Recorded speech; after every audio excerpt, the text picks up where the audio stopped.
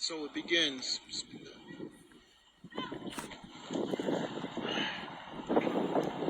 Alright, people. Put these gloves in the pocket. Today, we'll be walking the track as we're doing what we do. This is, to those of you who are from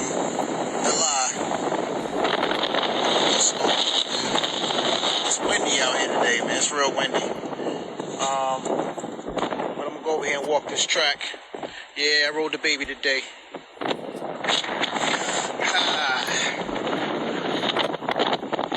About to do what I do with this. I'm gonna enjoy her for a little while, and she'll be on the market as well. Those of you who know me know. Been around for a little while. So yeah, about to walk this track. Shake my legs a little bit. So people know it's not just about gaining knowledge, it's also about being fit. You gotta be fit too. Ain't no sense in having this information if you ain't gonna be around to utilize it. But in order for you to do that, you gotta be a little fit. Alright, so as promised earlier, we're going to be doing basically a Q&A on filling out the UCC-1 financial statement. So, what's going on, Yvette? What's good, girl? All right, now I see you. All right. Ori, what's going on? All right, everybody pulling up? Everybody pulling up? That's what's up, man. I guess a lot of people need to get that UCC-1 done right. All right. So basically, I was hoping that we were gonna have a few people with some questions or whatever. I mean, I can start going into it, but if anybody has any questions on how to fill it out, you can throw it out now, and we can kind of look at it. And then, if nobody has any questions, I'll just go straight into it. Let's see. Wow, it's beautiful, Russell. I go front. The first one. This is actually the second one. The second Can-Am that I had. It's a spider. It's like a burnt orange spider. Sexy. And then a partner of mine, he decided to. He was like, yo, he wanted to trade. He wanted to trade with me. So I'm like, trade? He's like, yeah. So he's like, I got the 2021 Riker. I'm like, okay, we could do that.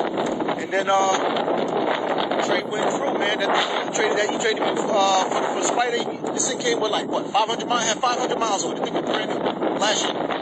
The end of last year. Or was it? Yeah, it was like the end of last year. So anyway, alright. So can't hear me? What you mean you can't hear me? My sound is good. Can anybody else not hear me? Oh, it's too windy. Alright, let me try to cup this phone like this. Let me see. Is that better? That's better. Okay. Alright, cool. Yeah, I know.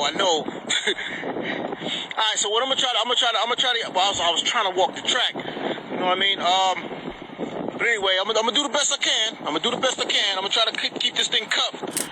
You know what I'm saying? If it goes out or whatever, just, somebody just chime in and let me know. Alright, so basically, so when they're doing the UCC-1, first and foremost, for those of us who've heard about becoming a secured party and stuff like that, and don't quite understand, what's the benefits of it and how to use it, what have you. First and foremost, the all caps name, well, the name period. But for the sake of argument, we'll just say the all caps name. The all caps name is what it's a trust. It was created in order for them to be able to conduct business with us and basically get us involved in their mutual transactions and contracts inside the commercial realm. So what they did was, at the birth, they at the hospital, and at the Office of Vital Statistics. And this information I'm giving you now, you'll see why it's instrumental when you're doing the UCC-1. The hospital and the Office of Vital Statistics, in league with one another, came up with the processing of that birth certificate, or the creation of that birth certificate. And then after the birth certificate was created, they now have a fictional entity that they can now conduct business with, and then by virtue connect it to you. They connect it to you. All right, it's called joinder. All right, it's called joinder. It's when they take a fictional entity and they connect it to something that is real, living, like a man or a woman, in order to give it value, to give it worth. Because the name by itself, as I mentioned in the book Chain to the Sky, a name, words, they can't do anything in and of themselves. They can't operate on their own. They need a living being, a living man or woman, to perform the actions on their behalf, because ink doesn't come off pages. Sound can cause things to happen, but sound doesn't perform any deed. All right? So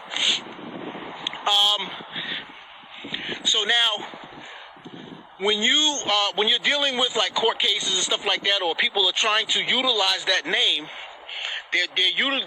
court cases are nothing more than they're putting a lien on the estate. They're putting a lien on your estate, and your estate is your name, is the name, because the name is not you. Once they changed that name at the hospital and at the Office of Vital Statistics, the name no longer became you. The name is now whatever they created. It's now a trust. Okay? And you have to understand, this is an example that I give to a lot of people who contact me and we talk on the phone. I basically explain to them, say your name is Tony. Your name is Tony. Well, if I decided to call you Joe and you agreed to Joe, it doesn't matter who called you Tony at that point. It doesn't matter who calls you Tony, because you will no longer answer to that sound. Right? Because Tony is it's a sound that comes out of the mouth. All right? So now you will respond to Joe. So, are you Tony now? No, you're no longer Tony, you're Joe. Or you're not that you ever were Tony, you just responded to the sound of Tony. And you attributed it, you connected it to yourself. All right? So the name is not you. It's just what you choose to identify yourself with. So that sound, you choose to connect yourself to that sound, and you therefore respond to that sound. When you see that name or that sound written down on a piece of paper, you connect yourself to it, but that's not you. It never can be you. It never can be you. It's a sound and it's ink on paper. So it's not you. You are a living flesh and blood man or woman. Okay? So now, when these people are bringing us into these court cases, or trying to come at that name and put liens on the name and on the estate, they're putting liens on that. They're not putting a lien or this stuff on you, unless you connect yourself and believe that you and that name, and that's your perjury, by the way. When you go into the court and they ask you, state your name for the record, and you start talking, you start saying, well, my name is so-and-so, and you put it on the record, essentially what you're telling them is that you're committing perjury, because you are not the name. That's a form of perjury. Okay? It is perjury, because you're not that name. Okay? So that's one way they trick you into the jurisdiction. Okay, so now, with the name, being that they're putting a lien on it, what we do is we do a UCC-1, among other things, but what we're doing is we're trying to take control back of that name. And in law, there's a maxim of law: it's first in time, first in line. So the first one who makes a claim to something, they are the ones with the greatest right over that thing. And please keep, I'm feeling the wind blowing, so if you guys can't hear me, just, somebody write something in and let me know that you can't hear me, okay? All right?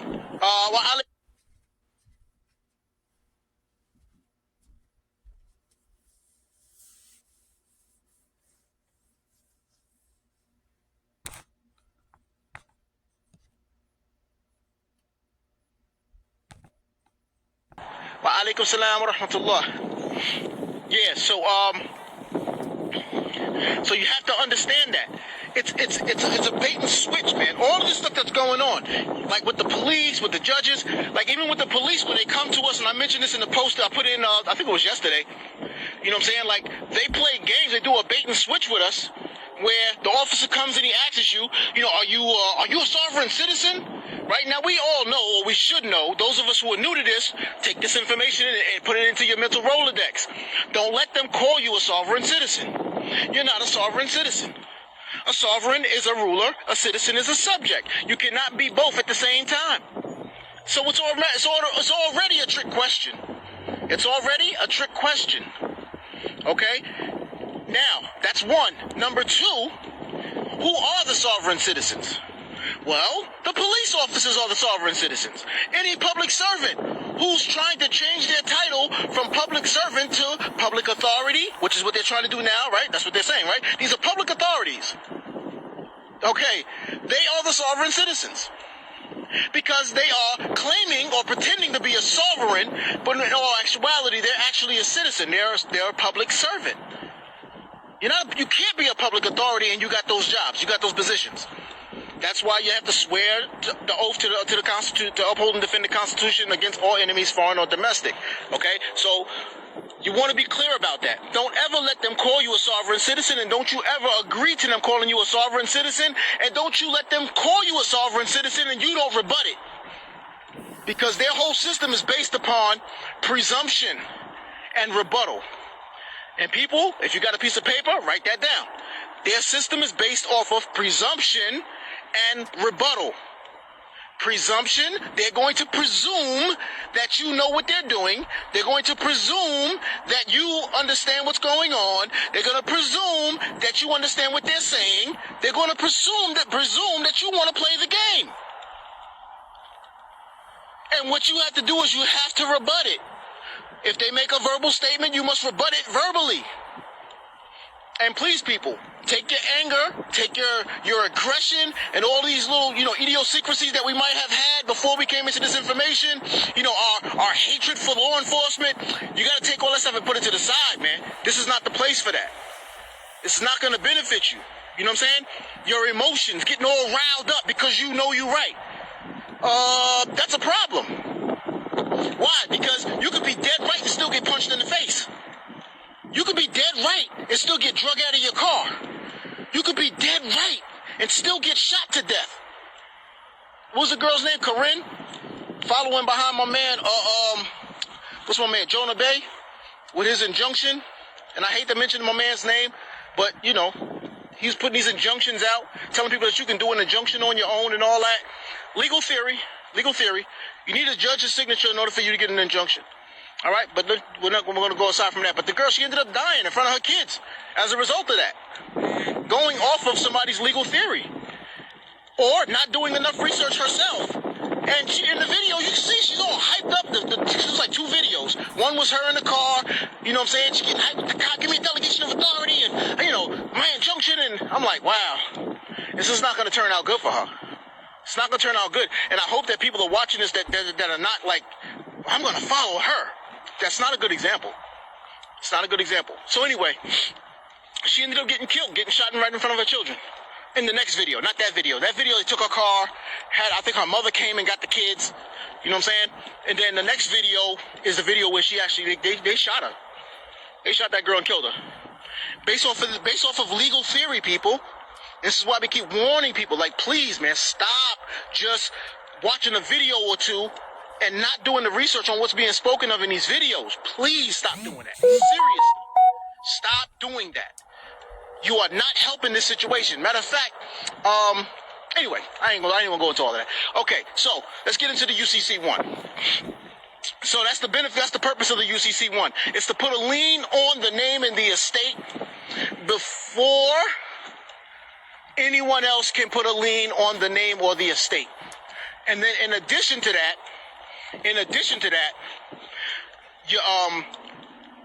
if you say, for one example, you have a court case already and you want to do a UCC-1, you know what I'm saying, in order to thwart what they're trying to do.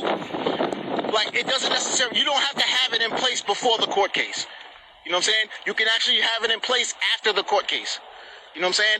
But the thing is, you want to, when you do your claim on it, you want to make sure that you have a substantial amount as a claim. So now, we're going to begin going into the form. For those of you who have the form in front of you, I hope some of you have the form in front of you. I'm walking, so you know I don't have the form in front of me, so I'm literally, like I do on the phone when people call me, I literally go off the top of my head. All right? I've done it so many times, I understand the form. It's off the top of the head, people. Okay? Okay. So, first things first. On the form, at the top of the form, when you go onto the site, the Secretary of the State site, at least in New York. Okay, other states may be different. People, other states may be different. So you got to kind of gauge your way through this information based upon what you got in your state. Now, usually when people contact me, I like to do it through New York State. Why? Because I know that there are a number of states that may not necessarily, they don't have certain aspects that are needed in that form. For an example, jurisdiction. For example, organization number. You know what I'm saying? These things are necessary. There's a reason for these things to be in there. There's a reason why we take those things and utilize them and how they benefit us when we start to go into these court buildings, or we dealing with these individuals trying to utilize the name or violate the estate. And we'll get to that. So on the top portion of that form is the section where they're asking for your name and the credit card information. The name and the credit card information. I'm trying to stop this wind from blowing. Every time I come on this side over here, it seems like the wind gets in. Alright. Yeah, control your emotions. That's right, control your emotions. It doesn't matter. Shira, it doesn't matter. It doesn't matter whether they were justified in it or not. It doesn't matter. See, the thing is, she's dead now because she couldn't control her feelings. She couldn't control her emotions, even though she was right. She may have been right in the things that she was saying. But the thing is, except for the injunction part. The injunction part was wrong. That was the legal theory. But they killed her. Doesn't matter whether they were right or wrong. What was wrong was her behavior was wrong. See, just because you're right, it doesn't mean that you can get belligerent. It doesn't mean that you can start yelling and screaming and all this other stuff. Like I said, you could be right and somebody can still punch you in the face. You know what I'm saying? You get in somebody's face talking about, you stole my $1,000. You stole my $1,000, and they really did steal your $1,000, and you get in their face, and you get punched in your face. You could have handled that. You could have handled that differently. You know what I'm saying? You don't have to bring your emotion. Okay, let me put it this way. The truth does not need your emotions in order for it to be established. Let me stop for this one. Hold on. All right, look at me. The truth does not need your emotions in order for it to be established. Just like if I'm sitting right here looking at you and I'm telling you, hey, there's no sun in the sky. Did that make it not true? Now, if I start yelling and screaming and doing cartwheels down this track here, and I'm telling you, there's no sun in the sky. There's no sun in the sky. Will that change the fact that that sun is sitting right there in that sky? It's not going to change it. So the truth doesn't need your emotion. The sun is going to be there whether you're emotional or not. The truth is going to be the truth whether you're emotional or not. So why get emotional? No, all you have to do, all the truth requires of us is to speak it. That's all. That's all the truth requires of us is to speak it. Okay? All right, cool. All right. So now, on to the next one. So at the top of the form, it's going to ask for your name and information. It's not necessarily your name. It's the name and information of whoever's going to be paying for the application. If you do it online, it's generally about $20. It's $20 online. If you get the paper and then mail the paperwork in, they're going to bill you $40. Okay?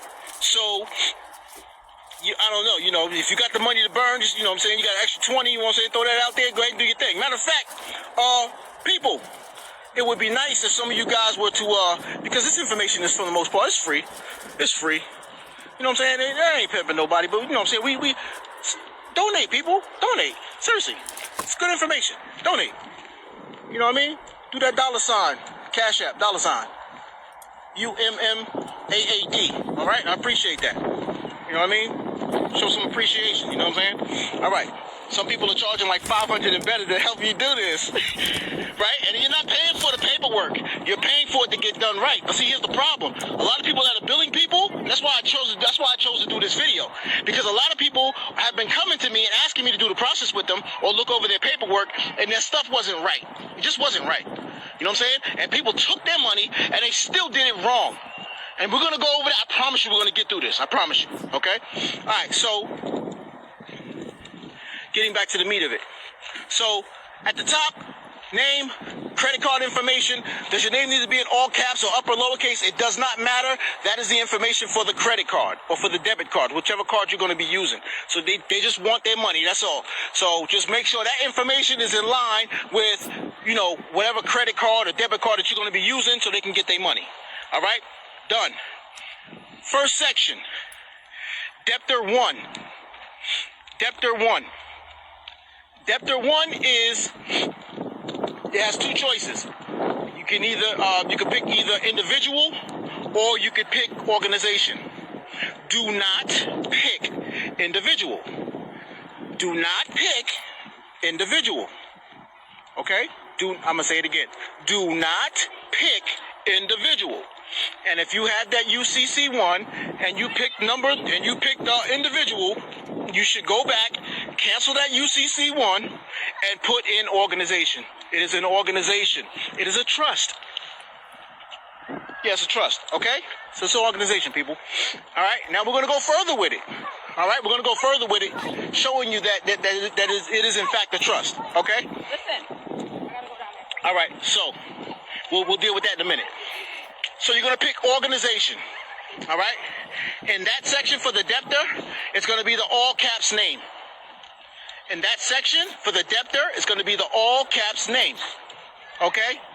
And preferably, what I suggest people do when they have me do it with them, I tell them, look at your ID, and the same way that the name is written on the ID or on the birth certificate, that's how you're going to write the name in that section, under debtor, under organization. Okay? Once you got that in, the next point would be organization, and then you would pick you would go down, and for the address of the debtor, the address for the debtor, it is not your street address. It is not a post office box. All right? There's only two addresses that can be put in that place for the debtor. There's only two places that can be put in that place for the debtor. There's only two places that the debtor can live. All right? And the debtor lives there continuously. The debtor never leaves there. Never leaves there. It is the hospital or the Office of Vital Statistics. Those are the only two places that you could put down as an address for the debtor. The debtor does not live at your house because now you're making yourself the debtor. So, we have to be wise. They got a track thing going on right now. Got the whole family. I ain't even know. I promise you. All right. So, all right. That means you have to be nice to your teammates. Okay. Other teams. All right. So, There's going to be a lot of people.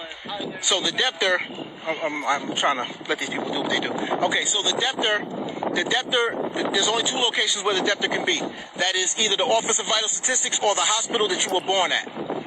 All right, because that's the places where the birth certificate was being created. All right, and then if you're doing it in New York or any state that has these sections for you to answer this part, you should go to a state, and this is what I suggest. And this is the problem that I had with Sovereign Solutions. Like, I don't know who is there now that are doing this stuff, that are doing the UCC-1s for people, or doing their packages. But they really, if anybody can get word to them, tell them to stop picking these states that don't have the jurisdiction in the debtor 1 section and the organization number in the debtor 1 section, because those are very important. Those are very important. You have to have that information. All right? You have to have that information in place. And I'm going to explain to you why.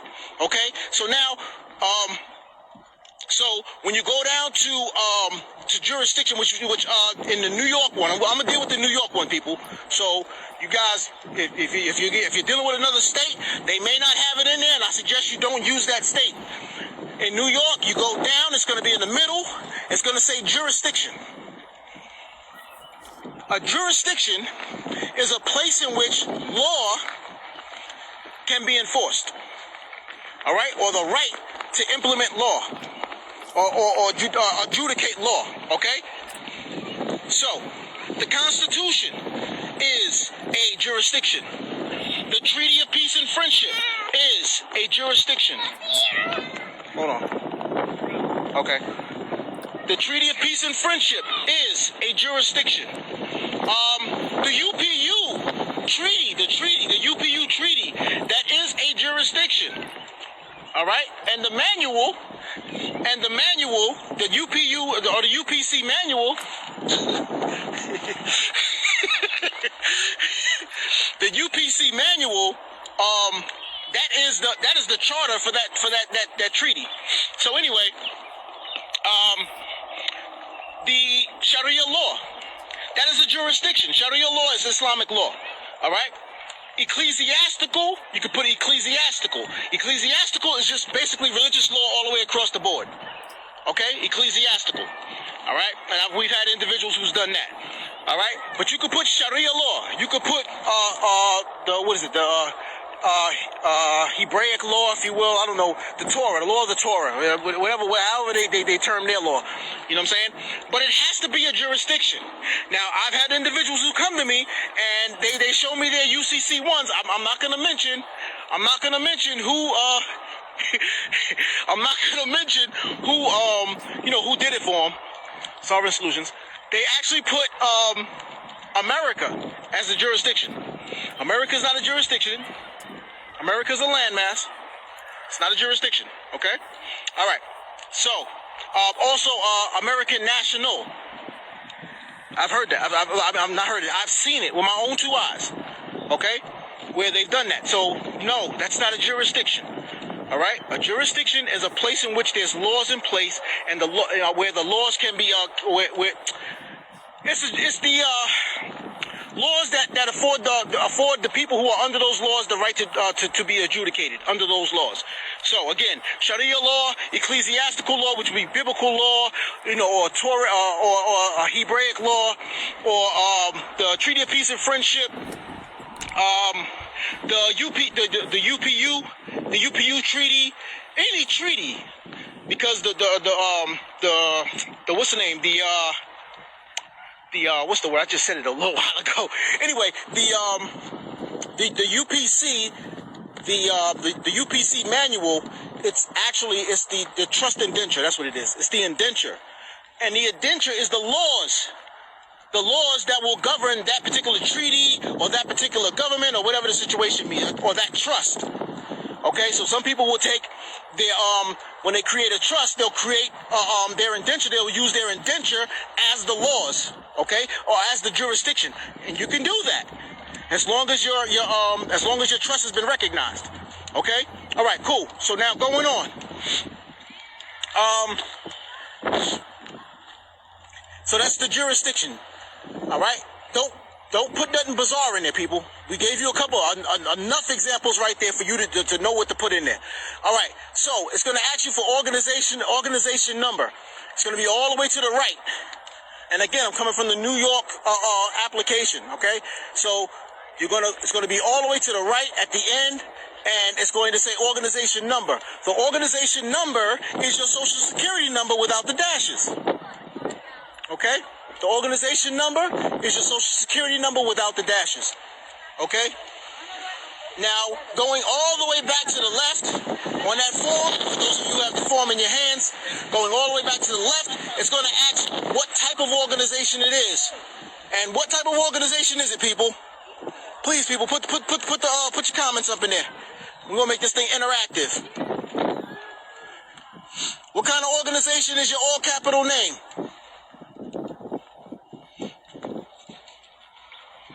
Ain't nobody typing nothing. Everybody just sitting here looking. All I guess I'm talking to myself. I can shut. Oh, there we go. We got one. Exactly. So is it Jamai? Jamai, right? Yes, exactly. It's a trust. Exactly. It's a trust. So, in that section where it asks you what kind of organization is it? It's a trust. It's a trust. So you put trust in there. All right? All right, so now, we got that information. We got all that stuff in place. Now we go down. You go down to the section where it's asking for the secured party. Where it's asking about the secured party. The secured party, that's going to be your name, upper lowercase. Now, just so you know, when you fill out that application online, they're going to change the style. And people, like even when you're doing your court documents and stuff like that, it's the style that they're changing. Okay? It's the style that they're changing. It's not the spelling. You don't even mention the pronunciation. All right? It's the style that they're changing. Oh, let me stop this wind. The style is what they're changing, okay? So, when you do that, the secured party section, you're going to put your name in there, upper lowercase. They're going to change it later, okay? They're going to change it later. So what you do is, what I tell people to do when they do it with me is, I tell them after we finish filling out the whole application, before you press the button to file it, you're going to screenshot it. Why? Because all the proper spellings and everything is there. It's there at that moment. So you take that and you screenshot it. Because they're going to change it later. So you screenshot it. Okay, so secured party name, you're going to do it upper lowercase. You're going to do it upper lowercase. Okay? Spell it out the way it's supposed to be spelled out, put it upper lowercase, put the style correctly, upper lowercase. All right, the address for the secured party, you're supposed to use not a street address, you use a post office address, all right? You use a post office address. Now, for those of you, Yvette, you got to go back to you have to watch the video again. It's organization though, it's organization. The secured party is going to be under individual. Sorry. Yeah. Thank you, Yvette. Appreciate you. Yeah. So under the secured party, it's going to be under individual. It's going to be under individual. The address for the secured party, do not give them your home address. Why? Because you're private. Stop putting your private information onto the public record. You're private. So the only address you give them is a public address. Your address is private. You're not supposed to be in the public arena. So anytime you go into the public arena and they ask you for your address, you should already have a post office box already set up. Now, what happens is, on this form, they will not accept the post office address. They will not accept the post office box information. So how do you get around that? The way that you get around anybody who says, well, we can't accept the post office box, because like on my old driver's license that I used to have, I still have the card, but on it, my post office box is the address. Literally, it says P.O. Box 559, Mastic, New York. You know what I'm saying? It's on the ID. I don't carry it on me, so otherwise I would have showed you. Maybe later on after the video, I'll take a picture of it and I'll put it in the comment section in the bottom of this video. But anyway, yeah, it's a P.O. box. You know what I'm saying? So I've actually gone into like a prison to go visit my cousin. And they was like, oh man, no, we can't accept this. I'm like, yo, what are you talking about? You guys can't trump DMV? No, we can't accept the P.O. box. You got to give us a street address. I'm like, okay, all right, here we go. 1450 Montauk Highway, Mastic, New York. What is that? That is the physical street address of the post office box. Unit 559, post office box number.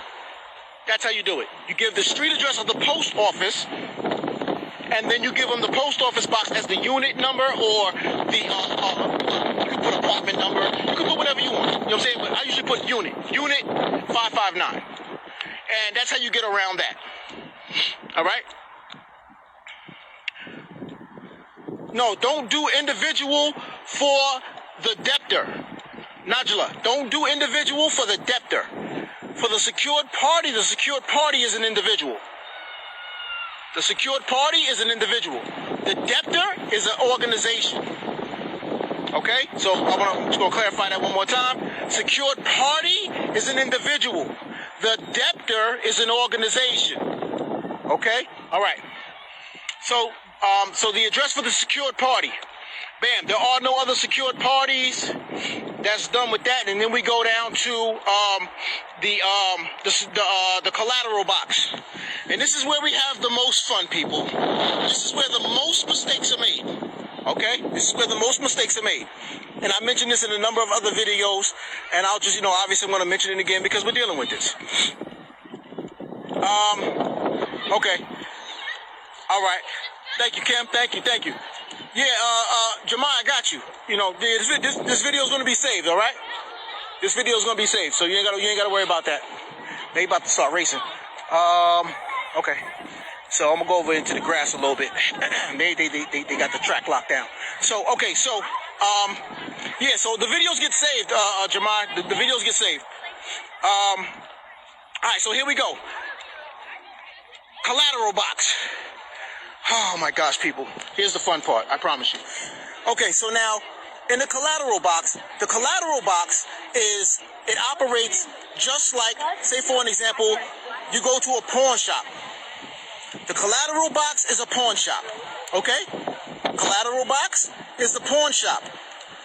The pawn shop, when you go into a pawn shop, you ask them, you tell them, hey, listen, I need money, whatever. What are they gonna say? The only thing they're gonna say to you, what do you have for collateral? What do you have for collateral? Yeah, how you been? Yeah, I hope you. That's not what they say. I hope you asking me how have I been. I've been good though. Damien, I've been good, bro. I've been real good. So the first thing they're gonna ask you is, what do you have for collateral? We got the bread for you. We got the money for you. But what do you have as collateral? All right? That's what the collateral box is. It's the pawn shop. So now, when you got that pawn shop going, right? When you go into that pawn shop, they don't care about your story. Oh, I was out in Vegas the other night. I gambled too much and I lost all my money, and now they don't want to hear the story. Seriously, they don't want to hear the story. What's your collateral? So that's what the collateral box is for too. It's just for that. It operates the same way. Don't you go in that collateral box telling those stories. Oh, this is going to be under jurisdiction XYZ because it's in line with House Joint Resolution 192 and you just going on and on and on and on, and you filling up that collateral box with a bunch of just gibberish. You think you're making a good point. You're not making a good point with that. You're looking like an absolute fool because you're doing banking right now. You're in the banking arena, okay? And when you're in banking, you're in an arena that they created. They created that arena. And for you to come into this arena and start trying to move the furniture around, just like you wouldn't let nobody come into your house and move no furniture around, don't you go up into their house trying to move the furniture around because you read a few books or you heard you watched a few videos and heard a few gurus talking. You can't change their rules. That's their house.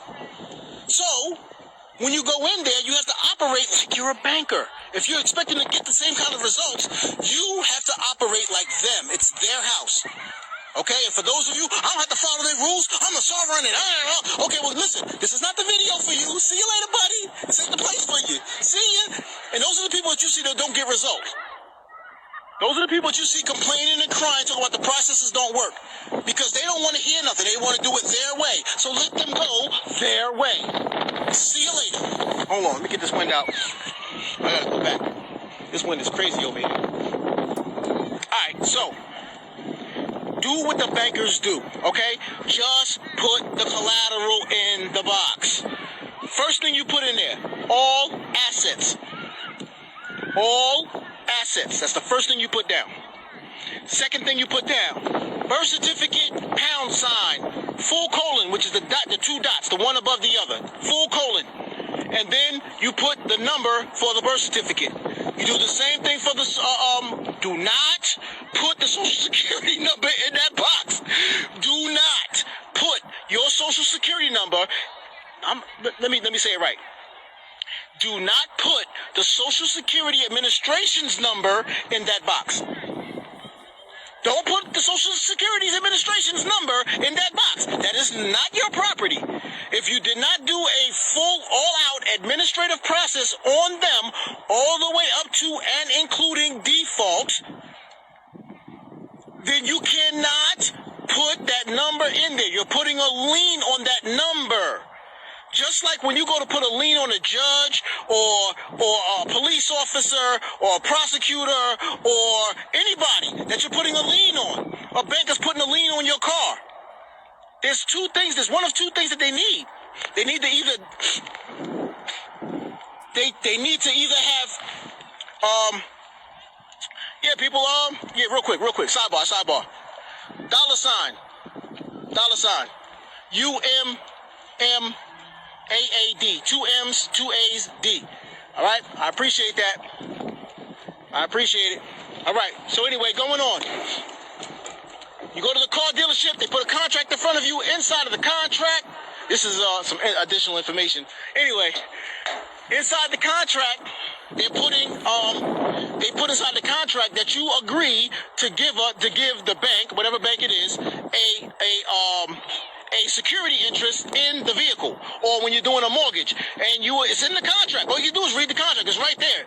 All right, and you agree, which means that it wasn't theirs, it was yours. But because you're signing this contract, they want you to give them a security interest. By you signing that, that's a security agreement that they're putting in front of you at the dealership, at the signing of the mortgage and all that, at the closing. That is a security agreement. Okay, people? That's a security agreement. You're giving them the authority to lien up your stuff. All right? This is, so now, when you are doing what you're doing with your name, you're doing the same thing. So in order for you to do that, especially with your Social Security number, you need to either have a security agreement signed by the Social Security Administration, or you need to have it done an administrative process up to and including default. Otherwise, if you do that, you are committing a criminal act, and you can be locked up. How do I know? Well, we have plenty of individuals who are in jail and stuff like that, and they put liens on the prosecutor, put liens on the wardens, on the COs in the jail, and they came through and locked them niggas up again, and gave them new charges. Why? Because they didn't do the administrative process on them. You have to afford them an opportunity. Timothy Rice, Assalamu alaikum, wa alaikum salam wa rahmatullah. You have to afford them an opportunity to make it right. And if they refuse to make it right and they act belligerent and they go into default, they're acting dishonorable, then you can put the lien on them. After you have your evidence showing that you tried that process with them. If you have not done that with the Social Security Administration, you have no right to lien up their number. Turn your Social Security card over on the back, and it tells you it belongs to them. And if they want it back, you got to give it back to them. It's their intellectual property. You cannot lien their stuff up without either a security agreement or having done a full and complete administrative process up to and including default. Please understand that, people. If you have that, if you had somebody do that for you, or you did that on your UCC-1, go back to whatever office you did that and cancel it and do a new one. Because I'm telling you, I got mine that's been on there for a couple of years now, man. I don't know what you're talking about. Like this dude was talking about the other day. I'm telling him, don't listen to those 1099 OIDs, man. Unless you're a corporation, and especially if you're trying to claim that you're the beneficiary and you're doing those OIDs. I said, they already started locking people up for that. I've been doing this for a couple of years now. Well, yeah. And I told him, I said, yeah, that's beautiful. I'm glad you think that you're winning. However, they sit, them boys, the alphabet boys, they sit on drug dealers for 10 years before they come and body snatch them. They will come and body snatch you. Don't play games with these people, okay? If you're doing it wrong, put your pride and arrogance to the side. Put it to the side and go back and do it right. Put your pride and arrogance to the side, go back and do it right. Arrogance, man. Anyway, so don't put the Social Security number in that box. Do not put the Social Security number in that box. You could put birth certificates in there, with this birth certificate number, high school diplomas with the high school with the number, driver's license, anything that has your name on it that has a number with it, bank accounts, credit cards, you can put all that stuff in there. All right, you can put all that stuff in there. All right. Also, what you want to put, you have to write in there security agreement. Security agreement, and then you have to have a number for your security agreement. All right, you have to have a number for your security agreement. All right, so you should put that security agreement and then the number also. Now, another thing, people, all right, some of us are not acting like bankers when we're doing this. What we're doing is we're putting hold harmless agreement, indemnity clause, copyright. People, when you go to a dealership or you go to do a mortgage, do they put a whole bunch of forms in front of you, or do they have it all in one bundle? It's all in one bundle. All of that, the hold harmless agreement, the indemnity clause, all that, it's supposed to be inside of the security agreement, people. Yeah, it's supposed to be inside of the security agreement. Put all that stuff in one document, list security agreement, have a number for the security agreement, and that's it. You ain't got to write a whole freaking book with, fully equipped with chapters and everything. No, just keep it simple, people. Operate like bankers. Think like a banker. How does the banks do it? This is how they do it. Okay, if I want results, I do it like a banker. I'm going to get the same results they got. It's very simple. Okay, so take those documents, put them all into the security agreement. All right, if you want to number them, that's your business. Number them. But put them all inside the security agreement, and the only thing you need to list is the security agreement, period. Okay? Everything else is included in your security agreement. Now, the security agreement is only provided to those who need to know. It's on a need-to-know basis. Okay? Security agreement is on a need-to-know basis. So, whether you have all those documents on there or not, it doesn't matter whether it's recorded inside there. In fact, it shouldn't. Put inside the security agreement. Now, when you go in front of the judge or somebody like that, you will present to them the UCC-1, a copy of it, notarized and certified. Notarized and certified. So when you print it out, get it notarized and certified. And then the security agreement, notarized, certified, along with two witnesses. Okay? That's how you do the security agreement. Okay? And then you can make copies of that. Alright, so if you ever have to give it to a judge, everything is already certified. It's admissible as evidence. Anything certified is automatically admissible as evidence. And that's why when you send your affidavits to these companies, especially when you're discharging debt and stuff like that, get it notarized and get it certified. It shakes them to their freaking bones. It shakes them to their bone marrow. Why? Because what you're saying is, I'm court ready at all times, and I have evidence. I have items that are automatically, it's not questionable whether it's admissible as evidence. It is. Certified documents are automatically admissible as evidence. So this is what you're telling these companies when you get your documents notarized and certified. Now, I'm not talking about, and I've had individuals talk about this, I'm not talking about certified mail. That's a different issue. Certified mail is certifying your mail. Getting your documents certified, usually it's done at the county clerk's office, because all notaries of the counties are supposed to be under the county clerk, or the county registrar is another name for the county clerk. Okay? All right, so we got that. Bam. Birth certificates, any document that has your name and number on it. It has a name and a number on it. All right? Any document. You take all of that and you put that, you list them up. You put one, skip down, one, skip down, one, like that. And you just keep doing it.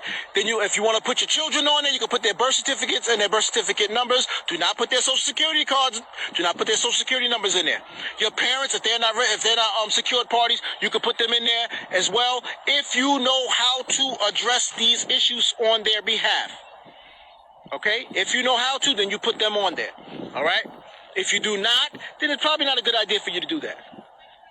Okay, and then you put security agreement, and then you basically list all that stuff there. And then what you would add in there is all administrative proceedings regarding the name, and then you put full colon, and then you write your name in all caps. Now, how can you why am I saying you could put that in there, but you can't write these other chapters about the jurisdiction and all this other stuff? Because administrative proceedings are money. Jurisdictions aren't money. Okay? Administrative proceedings, when you go to court, what are they doing? They're putting a lien on your name and on your estate. So you're going to put... Hold on, the wind is blowing. Give me a second. Oh, Jamila, that's what's up. That's what's up. Yeah. All right. So when you whenever there's an administrative proceeding, it's involving money. You better believe that it's involving money. So what you're doing, literally, to kind of break it down, what the collateral box, essentially what the collateral box is, it's a receipt. It's a receipt. That's what it is. The collateral box literally is a receipt. And when we get to the end of the collateral box, you'll see what I'm talking about. Okay, so all administrative proceedings regarding all derivatives of the name, and then you put a full colon, and then you write your name in all caps, one time. All right? Those of you who saw my UCC-1 that I did way back in like 2015, something like that, I made mistakes, all right? I made mistakes on that one, all right? Got no problem with admitting it. I went back and corrected it. So it ain't an issue for me anymore. So what I'm saying is, we grow, we learn, and we move forward. You know what I'm saying? Take your pride, put it to the side. I can take my pride and put it to the side. That's how I can tell you to do it. Because I've already done it. So what I'm saying is, if those of you who go into the legal crest, I might even take that thing down.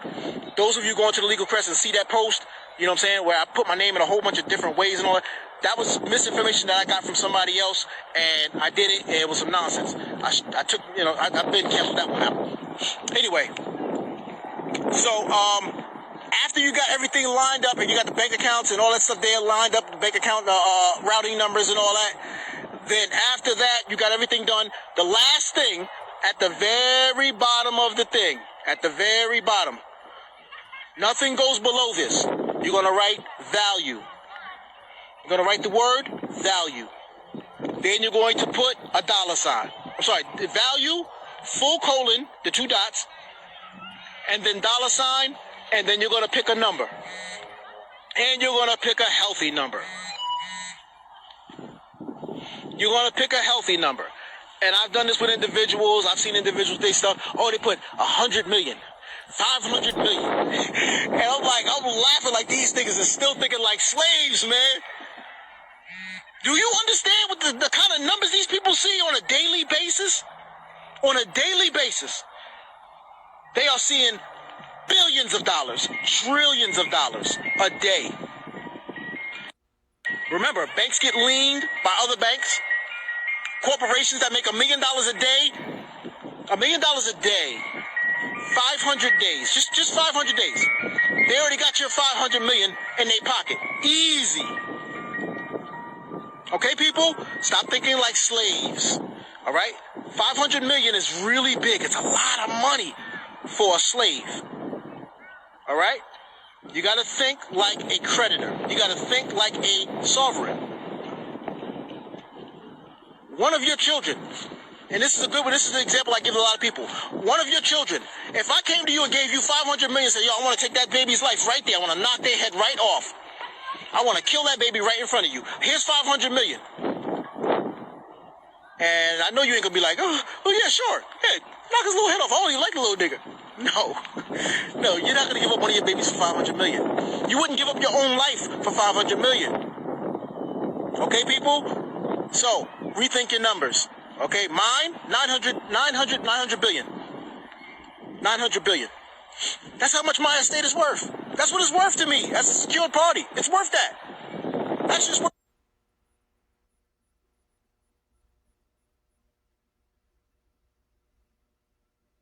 It's more than that, but I'll take 900 billion. Shut me down.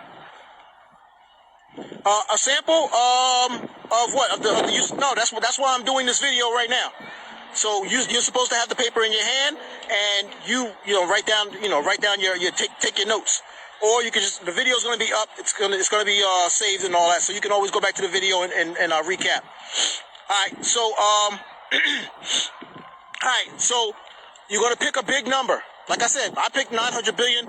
one of my kids' mothers, all of my children's mothers are, one day my ex-wives. That's one, all right? No baby moms, like, we just getting our stuff in, and it was not, no, I was married to all of them.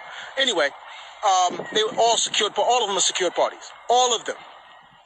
Okay? So, and one of them, I'm not gonna put a name out there, but she put hers up as 900 trillion. That's cool. That's good. All right? But 500 million, stop playing yourself, man. Stop looking like a little debtor slave who can't seem to get their mind off of the plantation. They really don't want to leave. They say they want to leave, but they don't want to leave. And as soon as somebody runs off the plantation, they're going to go and tell Massa. Osama and them, they back there reading. Massa, they back there reading. The nonsense, people. Get off the plantation. Get off the plantation. All right? Okay, so, pick a good number.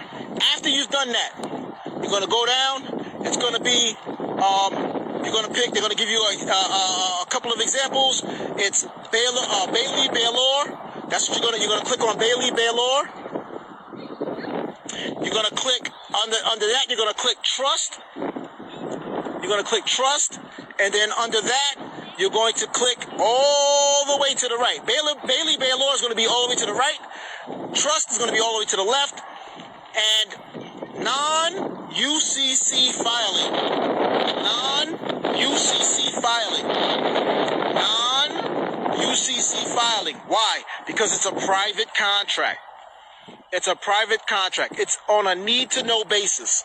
All right? And that's why I said earlier you're going to take a screenshot. That's the other reason why you take a screenshot of the form before you click file. Why? Because once that thing goes off the screen and they confirm that that's what you want to do, you will never see that thing again. All right? And I've had people come to me, yo, we did the thing, and I went back and I tried to look it up, and I can't find it. You jerked me. Like, dude, I explained to you what you're doing. I explained to you it's a non-UCC filing, and you need to take a screenshot. You need to take a screenshot, okay? Because you will never see that again. You won't find it. It's filed, but it's not on the public record. It's filed, but it is not on the public record. And that's why when you get to the next screen, it asks you, are you sure? You click yes, and then there's another screen that pops up. You're supposed to screenshot that as well. That's going to be your secured party number. It's going to be blue. It's going to be a very long number. If you do it this year, it's going to start off with 2022. All right? That's your secured party number. Screenshot that. Memorize it like you memorize your social security number. Why? Because you will not be able to go back and find that stuff. Okay? So you need to have it in your files. Okay? All right. So, people, I think that's about it. That's all there is for filling out that UCC-1.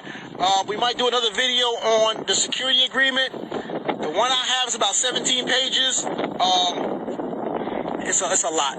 I don't really know if I'm going to do all of that. That's a lot. That's a lot. We might have to do that in parts. We might have to do that in a few parts. You know what I'm saying? But anyway, yeah, that's what I got for you for right now, man. You know what I'm saying? I hope you people enjoyed the information. For those of you who got it wrong, just go back and get it corrected. Put your pride to the side. Go back and get yourself right. Don't get yourself locked up. Okay? And those of you who didn't have the information, you're welcome. You're welcome. You're welcome. Okay? For those of you who donated, I ain't even checked the Cash App. You know what I'm saying? But, you know, those who donated, I appreciate you. That is UMMAAD. The legal crest should pop up when you do it. So it's $UMMAAD. I appreciate you people again. Thank you for tuning in. Assalamu alaikum to the Muslims. Islam to the Moors. Hotep to the Egyptologists. Shalom to the Hebrews. Peace be upon you to the Christians. Namaste to the Hindus. And good morning to those who are just waking up to this knowledge. Good morning. Welcome.